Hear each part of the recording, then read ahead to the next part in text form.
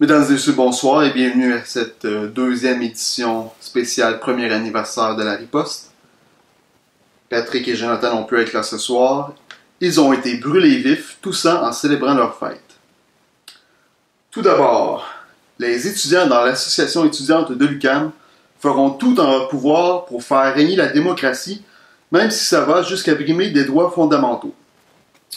Selon un porte-parole de l'association étudiante qui dit « Même s'il faut procéder à un processus de vote totalement faillible et irrégulier et à interrompre le vote d'annulation de grève et de ne pas tenir compte de la majorité, on va tout faire pour que la démocratie règne, au moins jusqu'à ce que le Parti libéral ne soit plus au pouvoir. » Dans un autre ordre d'idée maintenant, la CRTC a publié un communiqué pour rappeler au monde ce que c'est la télévision.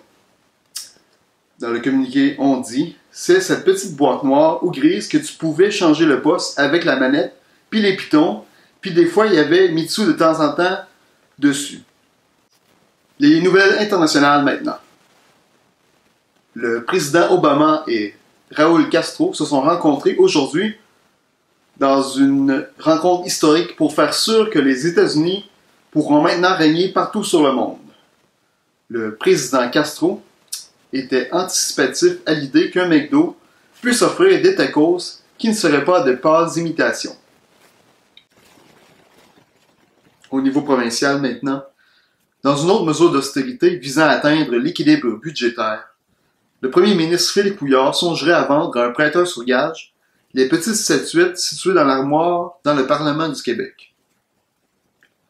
Les petites statuettes données par la grand-mère de Lucien Bouchard en 1956 représentent un jeune garçon et une jeune fille en Nouvelle-France et vaudraient environ 76 $, soit 2,72 fois 10 à la moins 8% de la dette publique. Dans le même ordre d'idée, le ministre Couillard songerait également à vendre sur eBay ses vieux DVD de Rapide et Dangereux et de Clanche.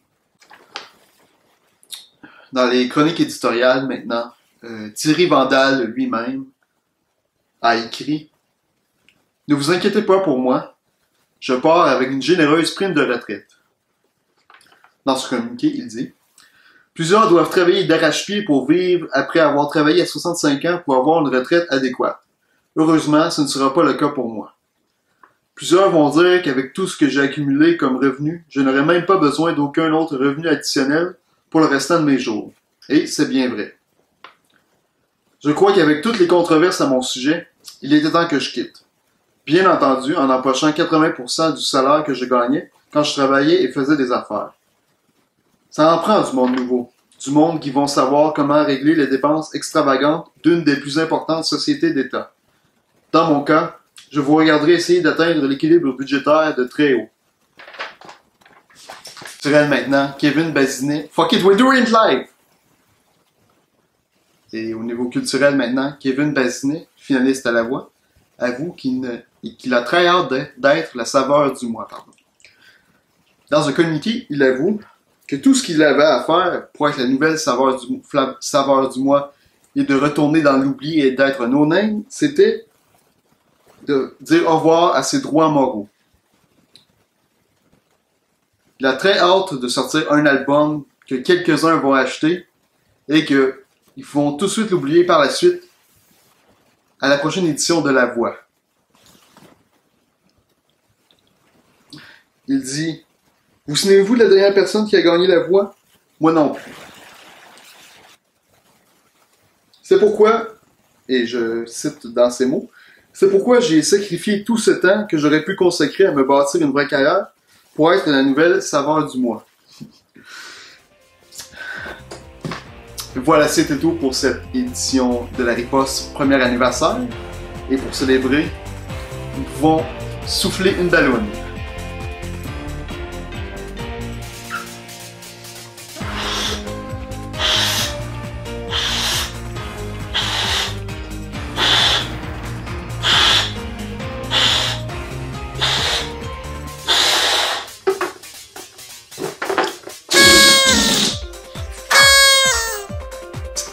Mesdames et messieurs, à la prochaine.